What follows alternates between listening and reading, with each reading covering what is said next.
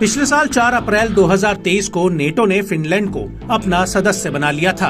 ये फैसला यूरोप पर यूक्रेन युद्ध के खतरे को देखते हुए लिया गया था।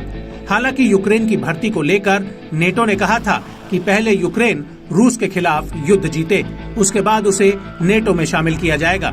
लेकिन अब 7 मार्च 2024 को स्वीडन की नेटो में भर्ती हो गई है, जिसकी वजह से रूस काफी तिलमिलाया हुआ है। स्वीडन के नेटो में आने से नेटो की सेना रूस के और करीब आ गई है और नेटो के विस्तार को लेकर पुतिन लगातार चेतावनी देते आ रहे हैं। पुतिन का कहना है कि नेटो अपना विस्तार रोके, नहीं तो इसका अंजाम बेहद ही भयानक होगा। और इसी कड़ी में स्वीडन के नेटो में जाने को लेकर रूस का सबसे बड़ा बयान आया है, जिसमें रूस ने पूरे यूरोप पर आक्रमण की चेतावनी दी है।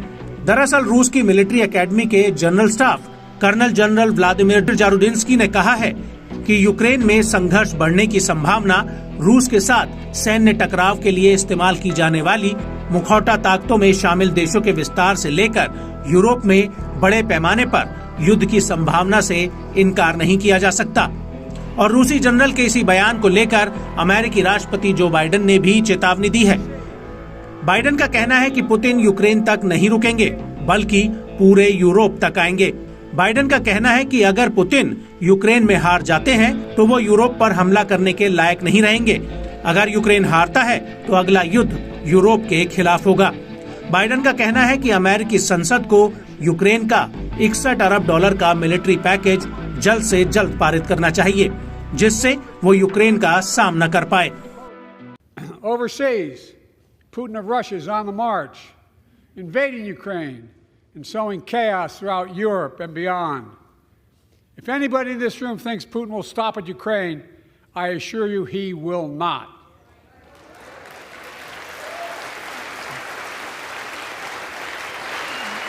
But Ukraine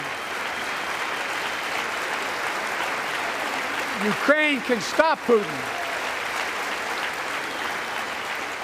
Ukraine can stop Putin if we stand with Ukraine and provide the weapons that it needs to defend itself.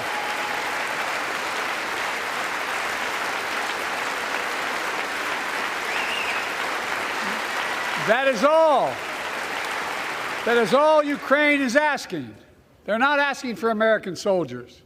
In fact, there are no American soldiers at war in Ukraine, and I'm determined to keep it that way. But now, assistance to Ukraine is being blocked by those who want to walk away from our world leadership.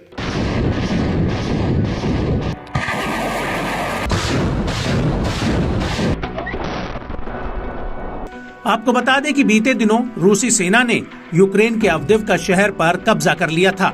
इसकी सबसे बड़ी वजह थी यूक्रेनी सेना के पास heavy हथियारों की बड़ी कमी। और अमेरिकी संसद में जब से मिलिट्री पैकेज अटका हुआ है, तब से ही युद्ध में यूक्रेन हथियारों और गोला बारूद की किल्लत का सामना कर रहा है।